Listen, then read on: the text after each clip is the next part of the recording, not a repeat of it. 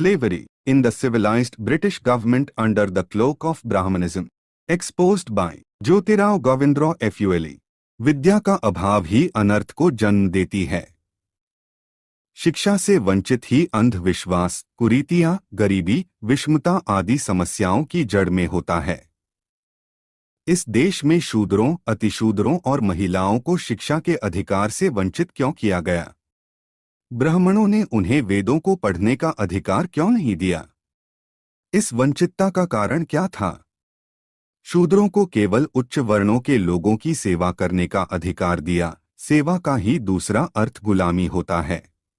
प्रस्तावना। प्रथम संस्करण से 19वीं सदी विश्व इतिहास में महान लोगों, आंदोलनों और परिवर्तनों की जननी के रूप में पहचानी जाती है। भारत में भी इस दौरान अनेक ऐसे आंदोलनों और महान व्यक्तियों ने जन्म लिया जिन्होंने विदेशी सत्ता, जड़वत सामाजिक आर्थिक व्यवस्था और प्रतिक्रियावादी ढांचे को चुनौती दी। महात्मा ज्योतिराव गोविंदराव फुले ऐसे ही महापुरुष थे जिन्होंने 19वीं सदी में जातिगत शोषण, उत्पीड़न और अत्याचार पर टिके समाज को निर्णायक चुनौती दी। पिछले साल ही 28 नवंबर को हमने उनकी 100वीं पुण्यतिथि मनाई थी। 19वीं सदी के भारतीय समाज को जाने बिना हम महात्मा ज्योतिराव फुले की इस पुस्तक गुलामगिरी का महत्व नहीं समझ पाएंगे। 19वीं सदी का भारतीय समाज एक ऐसा समाज था जो छुआछूत, जन्माधारित विशेषाधिकारों पर टिका था। तथाकथित ऊंची जाति के लोगों के पास ही सारे हक थे, जबकि समाज का 75% से भी अधिक तबका, जिन्हें आज की परिभाषा में हम पिछड़े या ओबीसी और अनुसूचित जातियां कहते हैं, शूद्र और अछूत थे। वह लिखने, पढ़ने, कमाने, दुकान लगाने, यहाँ तक कि सड़कों पर सम्मान से चलने के हक से भी वंचित थे। ज्योतिबा ने स्वयं अपनी स्थिति बयान करते हुए बताया है कि एक बार जब वह अपने ब्राह्मण मित्र की बारात में शामिल थे तो उन्हें पहचान लिए जाने पर पूरी बारात ने उनकी जमकर पिटाई की थी। उनका अपराध था कि वह माली जाति के थे और वह ब्राह्मण की बारात में चले गए थे। ऐसे में समाज को बदलना आज के मुकाबले कहीं ज्यादा कठिन था। ज्योतिबा के समय में जाति प्रथा और धर्म की व्यवस्था के खिलाफ बोलना मौत को दावत देने से कम न था। ऐसे समय में जबकि सेना पर टिकी विदेशी सरकार सामाजिक व्यवस्था में परिवर्तन लाने में डरती थी, शूद्रों और अछूतों के सर्वांगीण विकास की तो छोड़िए, वह उन्हें शिक्षा देने से भी डरती थी। ज्योतिबा फुले द्वारा सामाजिक क्रांति की शुरुआत सामाजिक न्याय व सामाजिक समता के संघर्ष के लिए प्रेरणादायी है। गुलामगिरी ज्योतिबा फुले का ही नहीं, हमारा भी घोषणा पत्र है।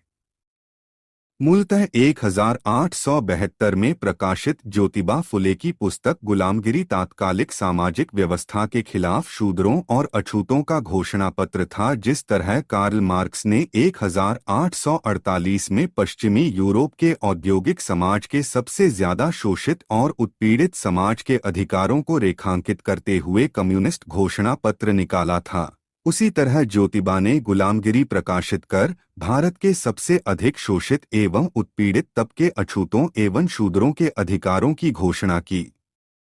पुस्तक की प्रस्तावना में उन्होंने लिखा, सैकड़ों साल से आज तक शूद्र, अतिशूद्र, पिछड़े, अछूत समाज जब से इस देश में ब्राह्मणों की सत्ता कायम हुई तब से लगातार जुल्म और शोषण के शिकार हैं।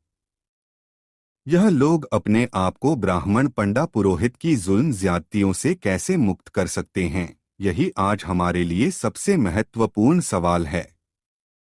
यह ही इस ग्रंथ का उद्देश्य है। मेरी राय में आज हम लोग जो सामाजिक न्याय और सामाजिक समता और मंडल आयोग को लागू करने की लड़ाई लड़ रहे हैं, उनके लिए भी महत्वपूर्ण सवाल यह है कि जाति पर टिके इस समाज में तमाम सामाजिक, आर्थिक साधन और संसाधन कुछ एक जातियों द्वारा कब्जाए हुए हैं, दलितों और पिछड़े वर्ग तक कैसे पहुंचाए जाएं?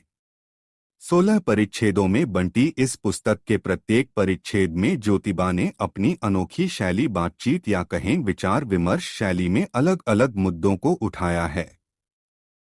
लेकिन वह इन मुद्दों को एक दूसरे से अलग नहीं मानते। गुलामगिरी की शुरुआत वह दलितों और पिछड़ों को कैसे गुलाम बनाया, यानी उन्हें उनकी संपत्ति, पूंजी, जमीन और शिक्षा से कैसे वंचित किया से शुरू करते हैं। वह पुरुष सूक्त का हवाला दिए बिना धर्म ग्रंथों की जाति व्यवस्था के उदय की बातों को मौजूदा विज्ञान के सत्यों के साथ परखते हैं। परिच्छेद 9 तक उन्होंने विभिन्न अवतारों, सुर असुर युद्ध की चर्चा कर तार्किक रूप से उसे दलितों और पिछड़ों की गुलामी की शुरुआत जोड़ा है। परिच्छेद 11 से ज्योतिबा ने अपने काल में जारी दलितों और पिछड़ों के शोषण और उत्पीड़न को उजागर किया है। शिक्षा विभाग में ब्राह्मणों के वर्चस्व को लेकर उनके प्रेक्षण और निष्कर्ष आज भी सत्य प्रतीत होते हैं। तत्कालीन प्रेस के विषय में उनके कहे गए यह शब्द सभी मराठी अखबारों के संपादक ब्राह्मण होने की वजह से उनको अपनी जाति के विरुद्ध लिखने के लिए हाथ नहीं चला रहे। मंडल आयोग की रपट लागू होने पर इस देश की प्रेस द्वारा अपनाए गए रवैये से साफ जाहिर होता है कि उनके युग और आज के युग में बहुत अंतर नहीं आया है। अंत में गुलामगिरी में ज्योतिबा ने क्रांतिकारी होने का सही प्रमाण देते हुए खुद कुछ बातों को अपने जीवन में उतारने का निर्णय किया है। उनके अनुसार उस समय कहे गए उनके विचारों से आज सिर्फ लड़ाई की रणनीति में परिवर्तन आ गया है और पुरानी व्यवस्था अभी भी आधुनिकता का संभ्रांत लबादा ओढ़े जारी है। ब्राह्मणों के जिन प्रमुख धर्म ग्रंथों के आधार पर शूद्रादि अतिशूद्र लोग ब्राह्मणों के गुलाम हैं और उनके कई ग्रंथों में हमारी गुलामी के समर्थन में कई लेख लिखे हुए मिलते हैं, उन सभी ग्रंथों का, धर्मशास्त्रों का, उसका जिन जिन धर्मशास्त्रों से संबंध होगा, उन सभी का हम निषेध करते हैं। यह भारतीय समाज की अजीब विडंबना ही है कि हमारे यहाँ बौद्धिकता के छद्म आवरण में छिपी भावनाओं को तो शीर्षस्थ स्थान पर स्थापित किया जाता रहा, लेकिन यथार्थपरक बौद्धिकता को निकृष्टतम ठहराकर त्याज्य घोषित किया गया। वस्तुतः दिल को दिमाग से, भक्ति को ज्ञान से और विश्वास को तर्क से श्रेष्ठ मानने की जो सामान्य प्रवृत्ति इस देश के लोगों को निहित स्वार्थी तत्वों द्वारा घोट घोट कर पिलाई गई, उसके चलते शूद्र या अन्य निम्न जातीय व्यक्ति की सोच पर चिंतन मनन न होना उसकी एक स्वाभाविक परिणति है। कबीर, रैदास उसी बौद्धिक पक्षपात के शिकार रहे और ज्योतिबा फुले भी इसी के शिकार हैं। मैंने भाषा की शैली से पहचाना है कि उन्होंने ज्योतिबा द्वारा कही गई बातों को, तथ्यों को उनके मौलिक रूप में रखने की बहुत ही सावधानी बरती है। मैंने लेखक की ज्योतिबा लिखित अन्य पुस्तक सत्सार, इशारा भी देखी है और आप सबसे ज्योतिबा का यह साहित्य पढ़ने का अनुरोध करता हूँ। अंत में मैं बाबा साहेब डॉक्टर अंबेडकर के शब्दों में 19वीं सदी के महानतम शूद्र ज्योतिबा के इस कथन से रुखसत करता हूँ, हर मनुष्य को आज़ादी होनी चाहिए, यह उसकी बुनियादी जरूरत है। सभी को आज़ादी देकर उन्हें जुल्मी लोगों के जुल्म से मुक्त करके सुखी बनाना, यही उनका इस तरह से खतरा मोल लेने का उद्देश्य है।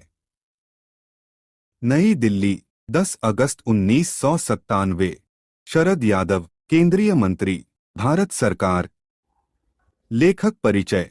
19वीं सदी का महान समाज सेवक महात्मा ज्योतिराव फुले का जन्म 11 अप्रैल 1827 को महाराष्ट्र के सतारा में हुआ था। उनका परिवार गरीब था और भरण पोषण के लिए माली का काम करता था। बालपन में ही उनकी माता का निधन हो गया था। ज्योतिबा का लालन पालन सगुनाबाई नामक एक दाई ने किया। सगुनाबाई से ही उन्हें मां का स्नेह मिला। ज्योतिराव का पूरा जीवन धर्मभेद, वर्णभेद, जातिभेद और लिंगभेद के खिलाफ बीता। उनकी हर सांस में विद्रोह की आंधी थी। वे एक सच्चे कर्मवीर थे। सत्य की खोज उनके जीवन का लक्ष्य था। उन्होंने भारतीय सामाजिक संरचना की जड़ता को ध्वस्त करने का काम किया। महिलाओं, दलितों एवं शूद्रों की अपमानजनक जीवन स्थिति को सुधारने के लिए वे आजीवन संघर्षरत रहे। 1848 में उन्होंने पुणे में अछूतों के लिए पहला स्कूल खोला। यह देश के इतिहास में अपनी तरह का पहला स्कूल था। इसके बाद 1857 में उन्होंने लड़कियों के लिए भी स्कूल खोला, जो देश में लड़कियों का पहला स्कूल हुआ।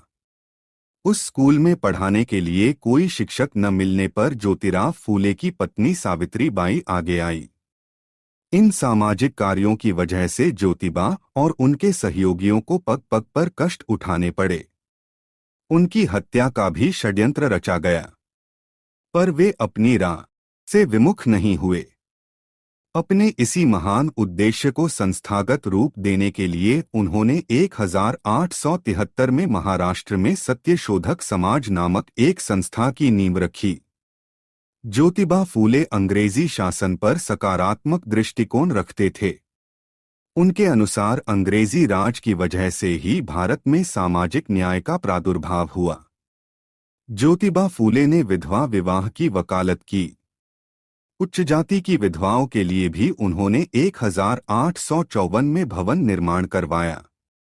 विधवाओं, महिलाओं एवं किसानों की दशा को सुधारने के लिए वे अनवरत प्रयासरत रहे। उन्होंने नवयुवकों से आह्वान किया कि वे देश, समाज, संस्कृति को सामाजिक बुराइयों तथा अशिक्षा से मुक्त करने में अपना योगदान दें, ताकि एक स्वस्थ, सुंदर, सुदृढ़ समाज का निर्माण हो सके। उन्होंने समाज सेवा को ही श्रेयस्कर धर्म समझा। उनके अनुसार इससे बढ़कर अच्छी ईश्वर सेवा और कोई नहीं हो सकती। सामाजिक सुधार के पिता समझे जाने वाले महात्मा फूले ने आजीवन सामाजिक सुधार हेतु अपना योगदान दिया। वे शिक्षा को कुलीन लोगों की बपौती मानने के सख्त विरुद्ध थे। मानव के बीच का भेद उन्हें असहनीय लगता था। 1888 में मुंबई की एक विशाल सभा में उन्हें महात्मा की उपाधि से सुशोभित किया गया। उन्होंने ब्राह्मण पुरोहित के बिना ही विवाह संस्कार करवाने पर बल दिया। 27 नवंबर 1890 को उन्होंने अपने सभी शुभचिंतकों को बुलाकर कहा कि अब मेरे जीवन का अंत होने को है। मैंने जीवन में जिन जिन कार्यों को हाथ में लिया है उसे पूरा किया है। मेरी पत्नी सावित्री ने कदम कदम पर परछाई की तरह मेरा साथ दिया है और मेरा पुत्र यशवंत अभी छोटा है और मैं इन दोनों को आप सबों के हवाले करता हूँ। इतना कहते कहते उनकी आंखों से अश्रु प्रवाहित होने लगी। उनकी पत्नी ने उन्हें संभाला। अंततोगत्वा 28 नवंबर 1890 को महात्मा ज्योतिराव फुले संसार से चल बसे।